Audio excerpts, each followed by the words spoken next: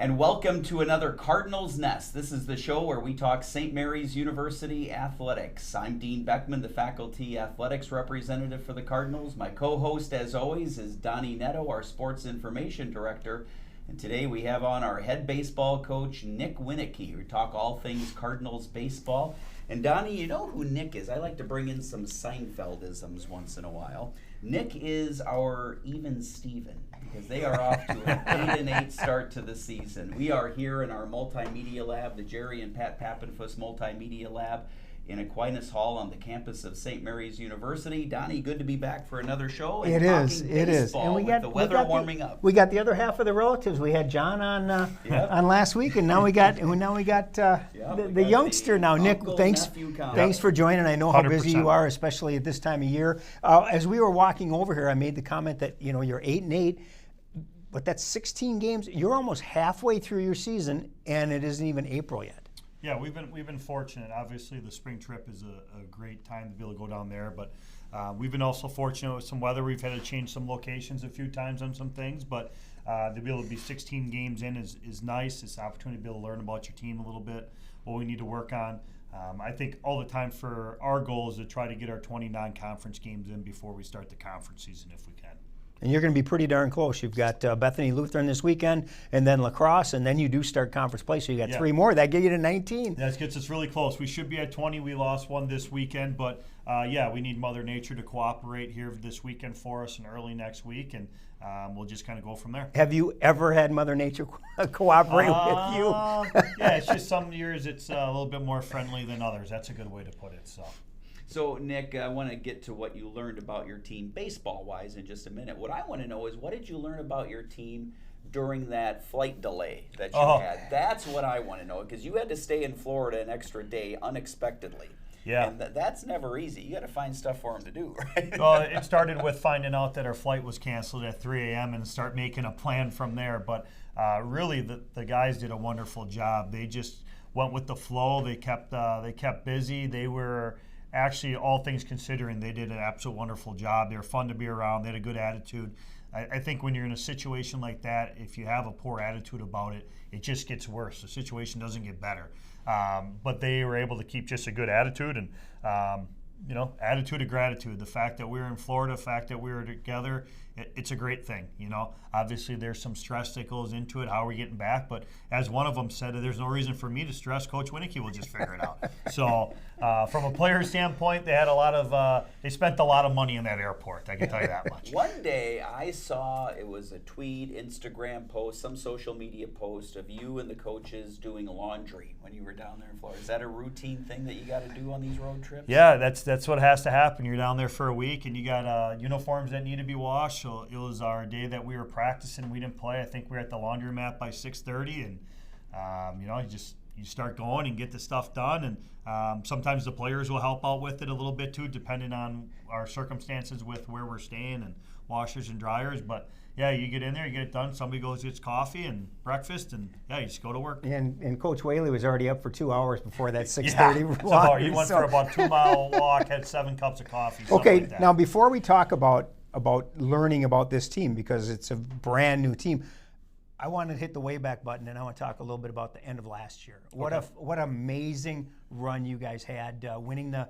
MIAC tournament, getting to the national tournament. I mean, can you just kind of sum up last year and what that meant, not only to those seniors that decided to come back, but to the team, to the program, to the university?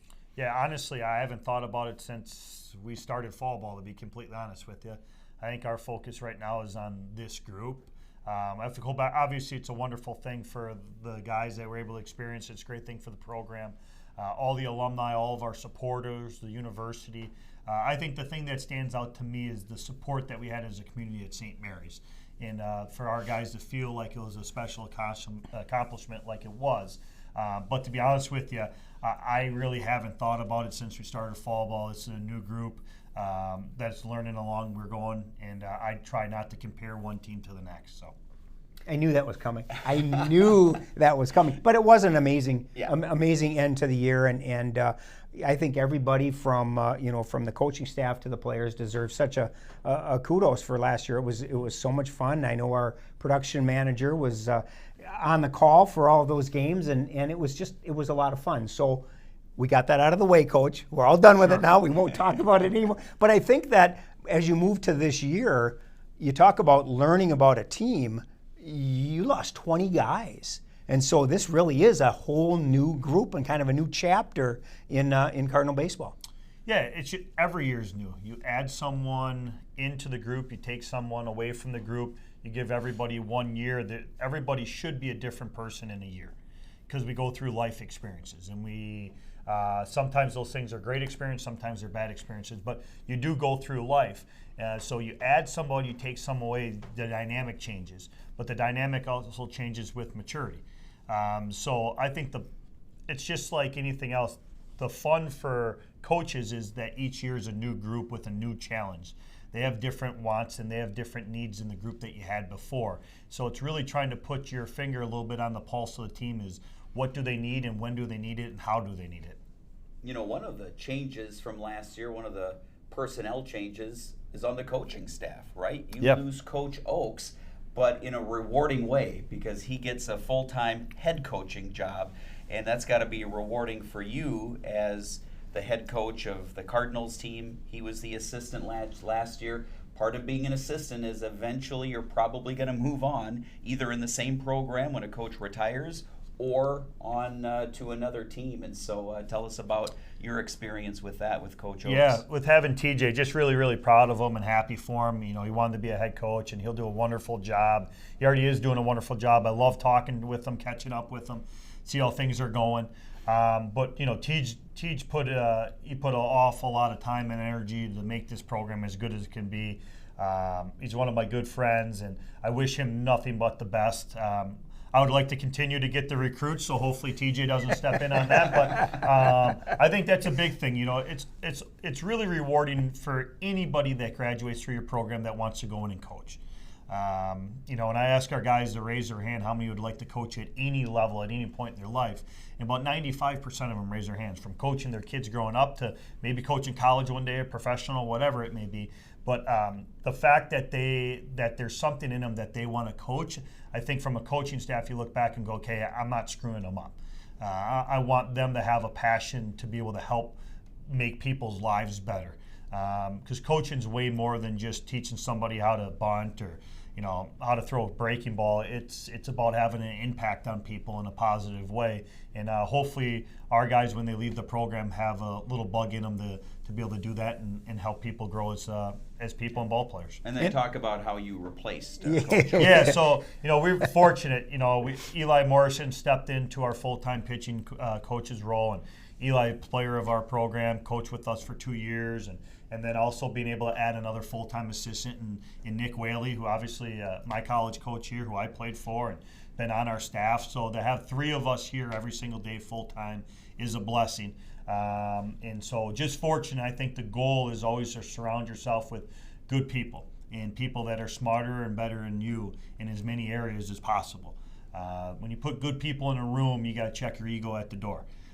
You got to be open to hear suggestions, even when you don't want to hear them. You still got to hear them. I tell our coach all the time, I might say no right now, but give me 20 minutes and let me think about it a little bit. So I just think when you put a lot of people in the room, egos get checked at the door, and you figure out what's the best for the group. And it doesn't matter who comes up with the idea. It's that you get the right thing going. You know, and you say that, check your ego at the door, and you're not just talking about your staff either, because your players kind of have to take that same approach. You've got 44, 45 guys on your roster. 10 of them play, so it's not like you know, everybody gets a chance all the time. So it is kind of you've got to be a part of a team, and I think that with the size of your roster, that becomes more and more difficult if they don't take that check your ego at the door approach. Yeah, it's not about any one person individually. The program will still be here no matter who's here.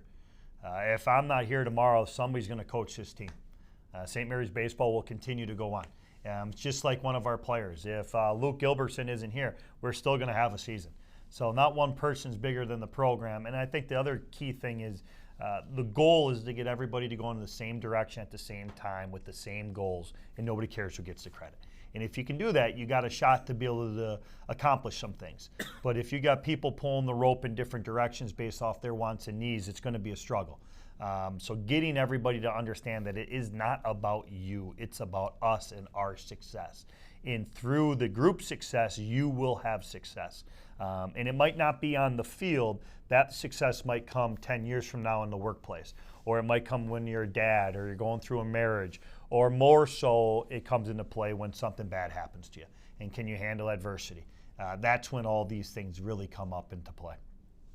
You know, I look at, and I know that we've had you on this so many times, but I ask, a lot of times I'll ask the same questions, and it always seems like it's important for the team to understand that, you know what, you got, when your time comes up, you need to produce. And I always look, I looked last year at some guys who stepped up. I look early this year, you know, somebody like Daniel Markson, who did not play much last year, is hitting the cover off the ball. And you know, Brandon Murfeld and some of these guys that didn't play a lot last year but were on the team, and now it's their opportunity, and they're grabbing a hold of that and making sure that it's making it tough for you to take them out of the lineup. Yeah, I think you look at it, all the things that you just said, the people you mentioned, there's a common characteristic. Two things. Number one, that the team's the most valuable thing to them. Number two is work ethic. Sometimes you just got to wait. And that's the hardest thing to tell an athlete is the wait. It's just not right for you right now. Today is not your day. But if you have a true belief and love for the process, you don't get upset by that. So when your love and your number one focus on what is good for the group, you learn to fall in love with the process. And both those guys you mentioned, their number one characteristic they have is a team first mentality, and number two, they both are workers. When you're a worker and you have an opportunity come up, you're usually ready for that opportunity because you've done the necessary things to put you in that situation. So let's start with the hitters, fielders. What did you learn so far when you've been playing this spring? What have you liked, and what are some areas of improvement? Yeah, I think the number one thing, it always starts with the guys on the mound, right? So that's where you have to look at first, is how are we pitching? And I think we've done a really good job. We've had a couple moments where we haven't thrown our best, but we've done a nice job of throwing the ball, throwing strikes, giving ourselves a chance. Defensively, from where we were the first set of games to where we are now, night and day difference. We've just gotten better each time out as a defense, which has helped us. When you kick the ball around, life can be a little challenging. So they've done a really nice job of getting better every day. Offensively, we're learning. I don't do us any favors. We play tough teams, and we see most teams number ones, and everybody's number one's pretty stinking good. And when that happens, it's a challenge. But it's one of the things that we've been talking a lot about. You got to eliminate the outside noise. And the way you do that is through concentration. When you concentrate, you don't allow your brain to go elsewhere. If you have poor concentration skills, your brain will go in a million different directions at a million different times. So you got to be able to learn how to focus properly. And when you can do that, you can eliminate distractions. And when you do that, you got the best chance to have success. A lot of the games that you've played so far have been on turf. Obviously, one of the reasons being is because of weather and whatnot. Sure. Is it a big adjustment now once you get into, say, the conference season when most of the games are played on grass? Is there a big adjustment for the players, or is that just something that you do because, you know, you It's only a problem if you make it a problem. That's the way I look at it. So you're going to prepare, everything stays the same. Yeah, you play it a little bit differently at times from a depth standpoint, where you got to play defensively, how you maybe attack some angles in the outfield. But to me, it's the game's still the game. So we're going to focus and keep the main thing, and that's staying true to the fundamentals of what we're doing. I know I like the turf. It's easier on our uniforms. The laundry's a little bit easier. But it is, I think we've probably played 2/3 of our game on natural and about 1/3 on turf. So, yeah, not a big deal. Talk about the conference this year. You've got Scholastica starting up on April 2nd, and then all conference games after that. So tell us what to expect there this year. It seems every year it's getting better and better. Yeah, it's going to be good. They got all great programs, all very well coached, all people that really work at their craft a lot. So we're excited. But honestly, I haven't looked too far ahead. I'm just trying to prepare for the day, to be completely honest with you. Yeah, I hear you. So one of the things we tell our guys all the time is today's the most important day of the season. It's not tomorrow. It's not a week from now. We don't circle anybody on the schedule. Today is the most important day of the season. And when you prepare like that, you don't miss opportunities. When you start to look ahead or you look behind, that's usually when accidents happen. So there's a saying that we have in our program: your headlights can only shine 200 feet ahead of you. So when you drive at night, your headlights average distance 200 feet. So if I'm driving from here to the Twin Cities, I can't see the Twin Cities from Winona. I can only see 200 feet at a time. Just like I don't drive down the car looking in the rearview mirror. Last year doesn't mean anything. Yesterday doesn't mean anything. Today is the most important day of our season. Last year means a lot to me. One other question, Nick, and then I'll let Donnie get back to some more. So how are you running the JV program this year? Because there have been some changes there. Yeah, so and we'll see that probably grow a little bit next year when our roster increases by a handful of guys. But right now it's really nice. If Mother Nature cooperates, we're playing 1 to 2 JV games every single week as well. And next year we're adding a handful more guys and looking to play anywhere from about 3 games a week for the junior varsity. And for us, it's one program. We don't have separate practices. It's all the guys are on one team. It's just giving opportunities for people to continue to work on their craft. And I think it's a wonderful thing to be able to have and give people an opportunity to be a part of a college baseball team and then continue to improve. Everybody will improve at different rates. So I think the goal of an athlete is to really never compare you to somebody else. The goal of an athlete is to maximize what we have in us. And when you do that, you don't worry about comparing myself to Donnie. That's not the goal. If you do that, you're always going to be behind, and that's never a good thing. So I think it's an opportunity for our guys to continue to grow and have the experience of being a college baseball player. Is it? I mean, when you've got a roster as big as you have this year, is it harder as a coaching staff to make sure that everybody's getting the reps that they need and whatnot? Because you've got a big roster. Yeah, it's really nothing too drastic from what we're used to. I think if you're organized and you're efficient, they get plenty of reps. If you ask our guys, did you get enough reps? They're usually pretty tired at the end, which means they did.